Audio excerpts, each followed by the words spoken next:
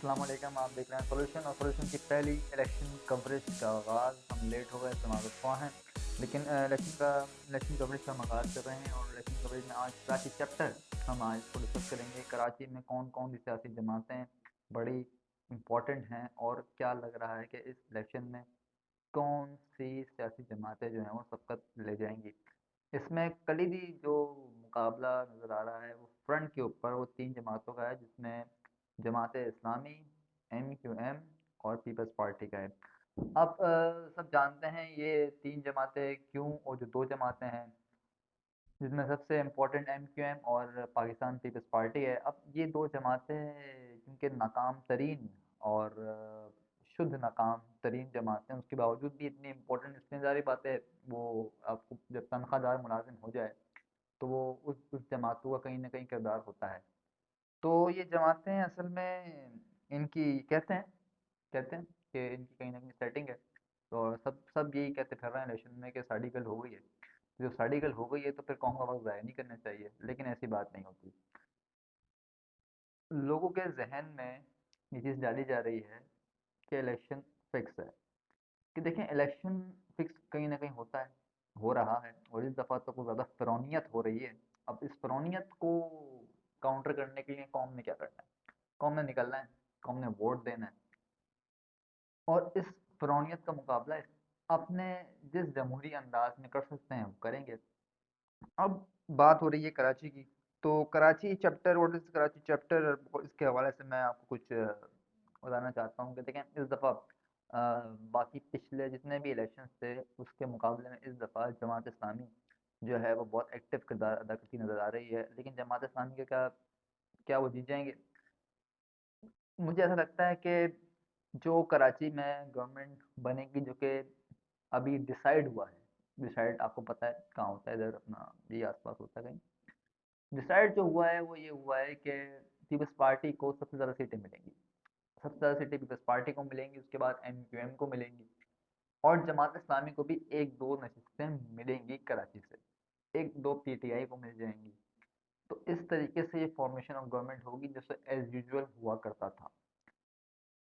सवाल ये पैदा होता है कि अगर फ्री एंड फेयर इलेक्शन हो गए तो क्या होगा? लेकिन अगर फ्री एंड फेयर इलेक्शन हो गए तो आप यकीन माने, अब हर इंसान का अपना एक पॉइंट ऑफ व्यू है। मैं I am not talking about the point of view, I am talking about the actual fact reality. And the actual fact reality is कि अगर नेशनल असेंबली की कराची में 22 सीटें हैं तो 22 की 22 या 22 नहीं तो कम से कम 20 नशिस्तें तहरीक इंसाफ आसानी से जीत सकती है। जहाँ तक बात है प्रोविंशियल असेंबली की नशिस्तों की, तो वहाँ मेरे हिसाब से अगर फ्री एंड फेयर इलेक्शन हो कराची के अंदर तो अच्छी खासी नशिस्तें जमात इस्लामी कराची में नशिस्तें सूबाई की बात कर रहा हूँ मैं, वो जमात इस्लामी बना सकती है। लेकिन क्योंकि हालात और वाक़यात बड़े अजनबी हैं और हमारे कुछ दोस्त ये कहते हैं कि मुमासलत रखते हैं जी, 2018 में इस तरीके से हो गया था तो जी 2024 में भी इस तरीके से हो जाना चाहिए। लेकिन सबसे पहले जो शख्स ये बकवास कर रहा है, आप जाएं और उसके सामने बैठें और उससे पूछें कि आप अपनी मेंटल स्टेट में बिल्कुल ठीक हैं कि 2018 में क्या ऐसा हुआ था? 2018 में ऐसा नहीं हुआ था। किसी भी सियासी जमात के रहनुमा जो कि कैंडिडेट थे, उनको इलेक्शन लड़ने की, मुहिम चलाने की इजाज़त थी। उनके पास उनकी पार्टी के निशानात थे। लेकिन एक जमात को काउंटर करने के लिए, एक जमात को गिराने के लिए इतना गिर गए, ये तवक्को खैर मुझे तो नहीं थी, लिटरली मुझे नहीं थी, कौम को भी नहीं थी। लेकिन इससे सारा गुस्सा इस कौम का, पूरी रियासत तो मैं नहीं कहूँगा, लेकिन ये है कि हमारे पावर कॉरिडोर से सख्त नाला है कौम। और सख्त का मतलब समझ रहे हैं ना, सख्त नाला। मैं वही बात कर रहा हूँ माइंडसेट की, कि कौम का माइंडसेट अब वो नहीं है जो पहले हुआ करता था। एक डिफरेंट जनरेशन है, एक डिफरेंट कौम है और डिफरेंट कौम डिफरेंट अंदाज से सोचती है। आपने बहुत कोशिश की एक इंसान को दीवार में चुन देने की। देखें, पाकिस्तान के अंदर पिछले जितने भी सियासतदान आए, जितने भी आए ना जुल्फ़िकार अली भुट्टो से लेके सारे के सारे कॉम्प्रोमाइज्ड थे। ये सारे सियासतदान जेब में होते थे हर वक्त, चाहे वो बेनज़ीर भुट्टो हों, चाहे वो नवाज शरीफ, तो आपको पता ही है, चाहे वो अल्ताफ हुसैन हो। ये बिल्कुल जहनी मरीज पॉलिटिशियंस, बिकाऊ माल, और ये आपने फिर दोबारा लाके मुसल्लत किया इस कौम के ऊपर। जिस गाड़ी जो गाड़ी पिछले 70 साल 75 साल से नहीं चल रही, उसको अब दोबारा डेंटिंग पेंटिंग करके अगर अब चलाएंगे तो वो आज नहीं चलती।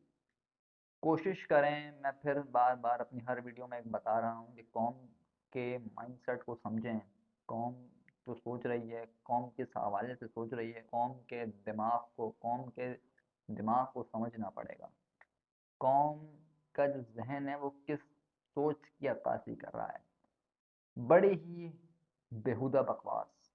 बहुत से दानिश्वर हमारे वो ये कहते फिर रहे हैं कि कौम के अंदर एक बदतमीजी का कल्चर आपने भर दिया है, और वो खान साहब की तरफ इशारा करते हैं।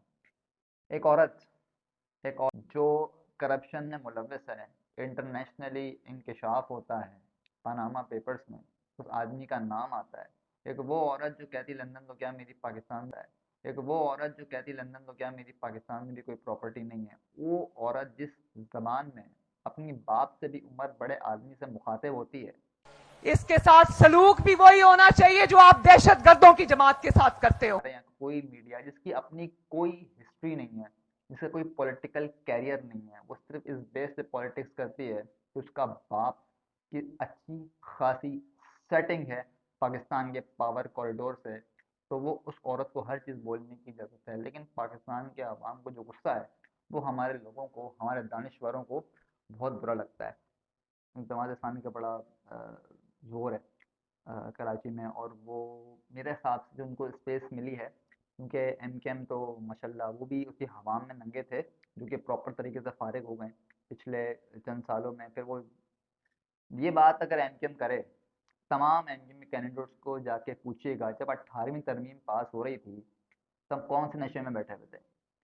हैं, आपने ये बोला कि हमने पाकिस्तान के जो उर्दू स्पीकिंग लोग हैं उनके नज़रिए की, उनकी सोच की तर्जुमानी की, और फिर आप आके चीखते फिर रहे हैं कि 18वीं तरमीम पास कर दी, हमसे तो अख्तियार ले लिए। तो 18वीं तरमीम जब पास हो रही थी तो आपकी मर्जी से पास हुई थी, आपकी नशिस्तों पर खड़ी थी पीपल्स पार्टी की हुकूमत 2008 में। झूठ नहीं बोलिएगा, उस वक्त तो प्रॉपर पावर में थे, हर तरफ से सपोर्ट थी, कौम भी आप, कराची के लोग भी आपके साथ खड़े थे। अफसोस की बात यह है, देखें आज नहीं तो कल, अगले इलेक्शन से पहले पहले इस बात में सोचना पड़ेगा, इस हवाले से शदीद तरीके से सोचना पड़ेगा कि पाकिस्तान में सियासी जमातों को ख़त्म करना पड़ेगा। जी हाँ, बहुत बड़ी मैं बात कर रहा हूँ, सियासी जमातें ख़त्म करें। अगर अभी जो लोगों को ये अंदेशा है कि GPTI के जो लोग जीत गए वो बिक जाएंगे, मुझे बताएं सियासी जमातें नहीं होती फिर। आप बोलेंगे सियासी जमातें लोगों को मुनज़्ज़म रखती हैं, लोगों को इंटैक्ट रखती हैं, ये इंटैक्ट नहीं रखती हैं, ये माफिया हैं। ये माफिया हैं, हर एक ने अपने 4 5 गुंडे पाले हुए हैं। किसी ने गुंडे पाले हुए हैं, किसी की कहीं सेटिंग है, किसी ने कहीं अपने आप को जो है मनवाया हुआ है। पाकिस्तान के अंदर दुनिया के तर्ज के लेवल के इलेक्शन होने चाहिए, जहाँ एक लीडर जीत कर आए, वो अपने तौर पर टीम लेकर आए। एक हल्के का जो मशहूर बच्चा है, मैं मान लूँ, या मशहूर आदमी है, वो इलेक्शन जीत के उसको पावर की मिनिस्ट्री मिल जाए, तो अब मैं डिसाइड कैसे करूँ कि यार ये बंदा जो है वो इस काबिल है। कैसे इस काबिल है? इसका इलाके में इन्फ्लुएंस बहुत अच्छा है, इलाके में सड़क बना देगा, लेकिन कल को तो MNA बन के वजीर भी तो बनना है ना उसको। तो क्या वो इस काबिल है कि वो मिनिस्ट्री चला सके? इस चीज़ का तयन कौन करेगा? हल्के के अवाम तो इसलिए वोट दे देंगे ना कि यार ये हमारे काम करा देगा।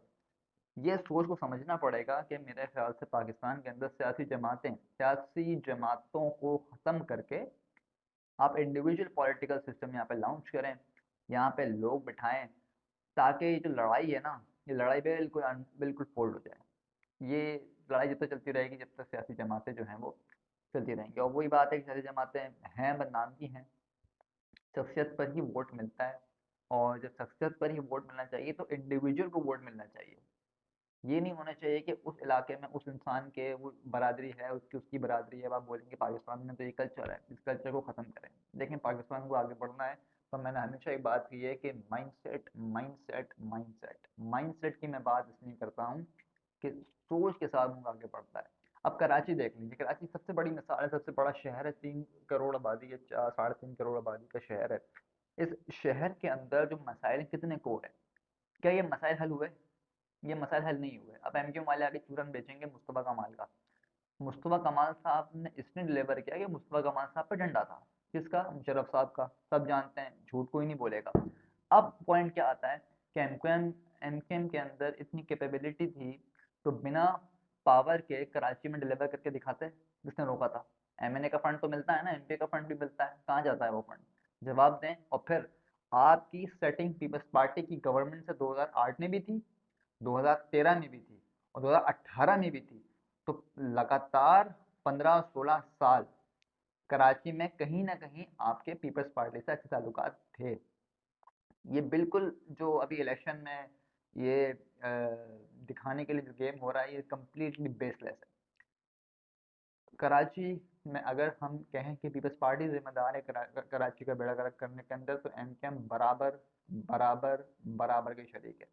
अगर हम कहें जी एमकेएम का बड़ा किरदार है, तो पीपल्स पार्टी भी बराबर की शरीक है। अब सवाल ये पैदा होता है कि ये जमात, देखिए लसानी फसाद की जमातें हैं, ये लसानियत पर मबनी जमातें, और लसानियत पर बनी हुई जमातें कभी भी डिलीवर नहीं कर सकती, वो सिर्फ लसानी फसाद खेलेंगी।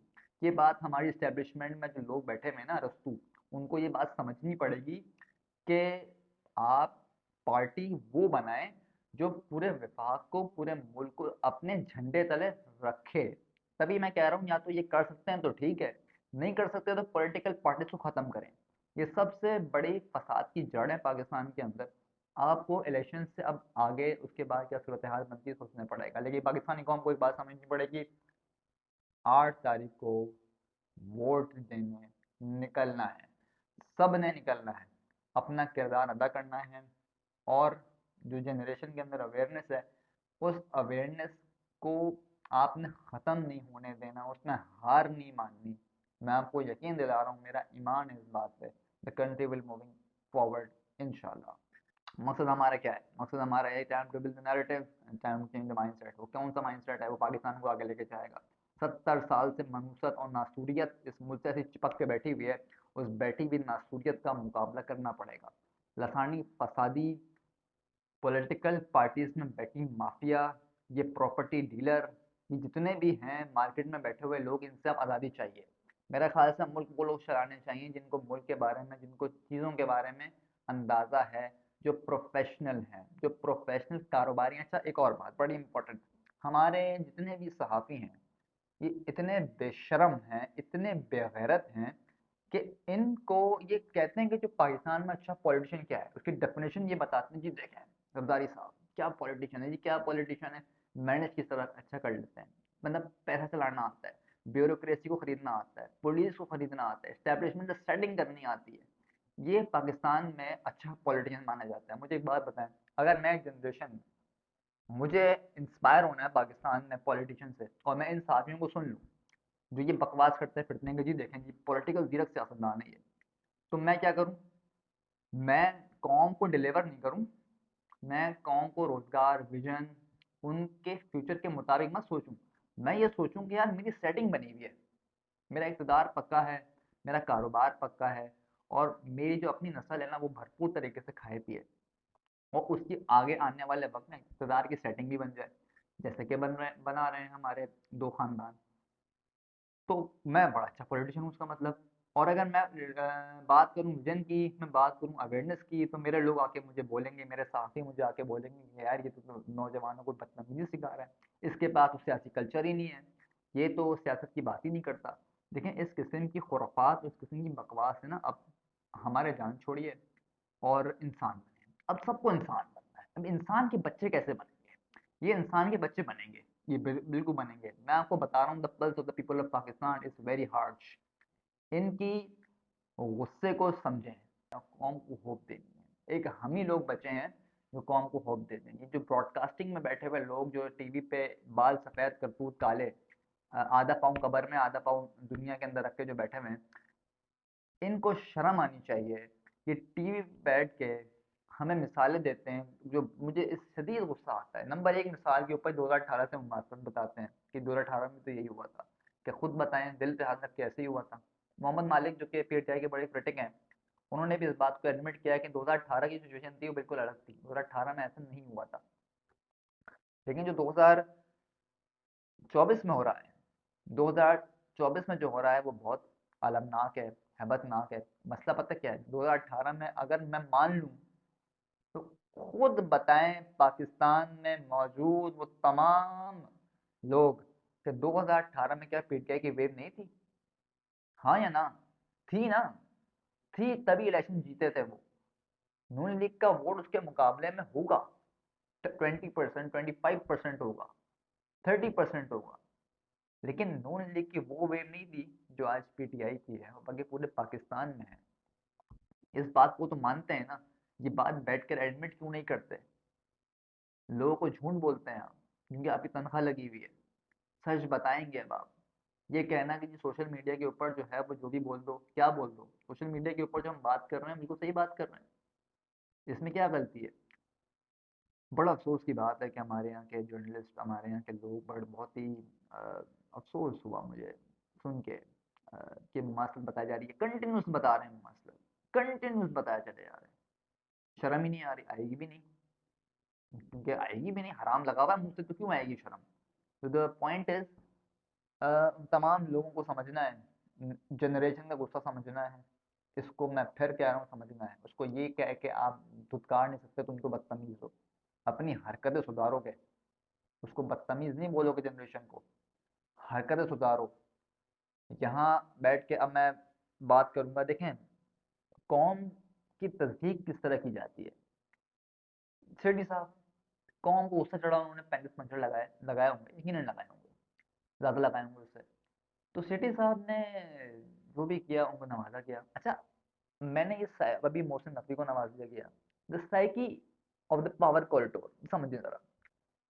अगर कौम ये कहे यार ये इंसान ना बड़ा मजेदार नहीं है, हमें ये इंसान समझ नहीं आता, उस इंसान को ना और चिपकाया जाता है इदारों के साथ, और उस इंसान को नवाजा जाता है कि कौम के अंदर मजीद गुस्सा बढ़े। मोहसिन नकवी उन तमाम खुराफात में शामिल है जो उसने की इन लोगों के घरों में घुस के छापे पड़वाए। मुझे मुझे पता नहीं ऐसा क्यों लगता है कि हमारे पावर कॉरिडोर को हमारे कुछ साथियों से राय लेते हैं, तो ये निकम्मे हैं। ये 2000 से बैठे हैं पाकिस्तान के टीवी के ऊपर, कुछ लोग हैं, ये पाकिस्तानी कौम को इन्होंने दहशतगर्द बना के तरीके से पेश किया। वॉर ऑन टेरर जब पाकिस्तान के अंदर हुई, पाकिस्तान के मीडिया का सबसे बड़ा किरदार क्या होना चाहिए था? ये बात बताता पाकिस्तान का मीडिया कि हमने जाने दी हैं, हमारी सिक्योरिटी फोर्सेस ने, एजेंसी ने जाने दी हैं, लेकिन इन्होंने इन्होंने ये इतने नकारा निकम्मे निकले, ये दानिश्वर, ये सहाफ़ी हमारे सीनियर तरीन बेशरम, ये सीनियर तरीन तज्जिया निगार नहीं है, सीनियर तरीन बेशरम है, बिकाऊ माल है। ये पाकिस्तान का नैरेटिव नहीं बेच सके जाकर दुनिया के अंदर कि हमने बहैसियत कौम इदारे हमने कुर्बानियां दी हैं वॉर ऑन टेरर के अंदर। ये नैरेटिव बिल्ड नहीं कर सके, ये आज नैरेटिव बिल्ड करेंगे पीटीआई के कुछ लोग जो क्या गलती कर रहे हैं। देखें शहबाज गिल साहब, अमेरिका में बैठे झंडे मत लगाएं, कांग्रेस से आगे बात नहीं करें। देखें ये फिर वो आप अपने कायद के ही अगेंस्ट जा रहे हैं। इमरान खान साहब को अमेरिकन सिंपैथी की जरूरत नहीं है। देखिए हमें भी पता है ना अमेरिका को इमरान खान खटकता है, तो उनको पालतू जानवर चाहिए, लेकिन पट्टा पट्टा खींच खींच के उनको चलाओ। तो उस आदमी को जरूरत नहीं है किसी भी अमेरिकन। और अगर लेट सपोज खान साहब को अमेरिका की सपोर्ट आ गई, बात वही आ जाएगी कल को कि खान साहब भी तो अमेरिका की सपोर्ट से आए हैं। कल को एक झूठा साइफर निकाल देंगे इस तरफ वाले भी, माफिया वाले, कि देखो जी इनके स्क्रीन साइफर आया है जी, इमरान खान को पावर के अंदर लेकर आओ। तो पाकिस्तान के फैसले पाकिस्तान के अंदर पाकिस्तान के अवाम करेंगे, बाहर से ना कोई चाइना, ना कोई सऊदी अरेबिया, ना कोई तुर्की, ये कोई ममालिक भी हमारे फैसले नहीं करेगा। फैसले करेंगे तो यहाँ की अवाम करेगी, यहाँ की कौम करेगी, यहाँ की जनरेशन यूथ करेगी। दूसरी एक और बात, तहजीब की बात करते हो, इस नौजवान नस्ल को यूथिया कहा गया, ठीक है, और कुछ हमारे दोस्तों ने इमरानडू भी कहा गया। फिर इस जनरेशन से तवक्को रखते हो कि ये जनरेशन तुम्हें तमीज से बात करेगी। मतलब पता है ना इमरानडू वाली गाली का, यूथिया का मतलब भी पता है। तो ये जो दो जुमले हैं इस पर किसी ने मजम्मत नहीं की, जलसों में इस्तेमाल होते हैं, नून लीग के होते हैं ना, वहाँ के कारकुन इस्तेमाल करते हैं कुछ सहाफ़ी इस्तेमाल करते हैं। तो ये तस्दीक का क्या करना है, क्योंकि मैं माफिया हूँ, मैं ऊपर बैठा हूँ, तो मेरे खिलाफ तुम बोलोगे नहीं, मेरे खिलाफ बात नहीं करोगे, लेकिन क्योंकि मैं आवाम हूँ, मैं तो बाफारिग हूँ, है ना, तो तुम मुझे कुछ बोल नहीं सकते। देखें, मुल्क कौम का है, और कौम डिसाइड करेगी। तो हमारे पावर कॉरिडोर समझते हैं इस बात को कि पाकिस्तान आगे जाएगा, इंशाल्लाह आगे जाएगा। मेरा ईमान है इस बात के ऊपर, हम इस मुल्क को आगे लेके जाएंगे। हमारा इख्तिलाफ का ये मतलब कोई ना ले, अमेरिका से कुछ कहलवा दिया, बरतानिया से कुछ कहलवा दिया, मैं उनको उस वजह से नहीं लेता, क्योंकि देखें ना, अगर वो ये बात बोल नहीं सकते, उनके प्रोजेक्ट लॉन्च हैं यहाँ पे सारे, कौम को खड़े होना है। देखें, बहुत बड़ी माफिया से मुकाबला है, बहुत बड़ी माफिया से मुकाबला है, तो बड़ी माफिया से मुकाबला के लिए बड़ी कौमें आती हैं, तो पाकिस्तान की कौम एक बड़ी कौम है। आपको खड़े होना है अपने इदारों के साथ, आपको खड़े होना है अपने लोगों के साथ, आपको खड़े होना है अपने पाकिस्तान के साथ। अ, सबसे पहले तो सुप्रीम कोर्ट ऑफ पाकिस्तान, क्योंकि काजी साहब ने खुद फरमाया कि हम पे तनकीद करें, तो तनकीद सर, कौम का मूड था इलेक्शन में ना वोट देने का, जो कि अभी भी है, लेकिन उस कौम को कंफ्यूज किया गया। आप लोग ये बात क्यों नहीं समझते कि यूथ और यंग जनरेशन के जहनों में बात रह जाती है। वो कौम जब बैलेट पेपर पर निशान ढूंढ रही होगी ना, वोट लगाने के लिए, तो सबसे पहले आप याद आ रहे होंगे, और किन अल्फाज में याद आ रहे होंगे ये आपको पता है। आपने कहा था तनकीद कर सकते हैं, तो मैंने आप पे कर दी। अब अफसोस की बात है कि मुल्क के तमाम इदारे, सब लोग सुकून से बैठे हुए, कहीं पे भी पैनिक नहीं है, कहीं पे भी ये नहीं सोचा जा रहा कि यार कौम में क्या करना है, हमें हाथ पांव बांध के भेड़ियों के सामने डाला हुआ है। इसको सोचें, ये कौम आपको बदल कर दिखाएगी पाकिस्तान, इस पर बिलीव करें, और इंशाल्लाह आप बिलीव करेंगे, और हमें पूरी उम्मीद है। और पाकिस्तानी जो यूथ है, पाकिस्तानी जनरेशन जो है, वो पाकिस्तान के साथ खड़ी है, वो बदजन होके नहीं जाएगी। और हम यहाँ आ गए, हम आ गए हैं तो बदल कैसे होगी, क्योंकि हम जब आ गए हैं तो फिर माइंड सेट चेंज होगा, और फिर नैरेटिव बिल्ड होगा, और ये एक जस्ट एन स्टार्ट है। आपने वोट के लिए निकलना है, 8 तारीख को निकलना है, और अपना वोट देना है। किसी भी सियासी जमात को जिसके साथ आपके नज़रियात मिलते हैं, आप वोट दें, अपना किरदार अदा करें, और बेहतरी के लिए मुस्तकबिल में अच्छे की उम्मीद लगाएं। नाउमीदी कुफ्र है, कुफ्र नहीं करना। दुआ में याद रखिएगा। अल्लाह हाफ़िज़।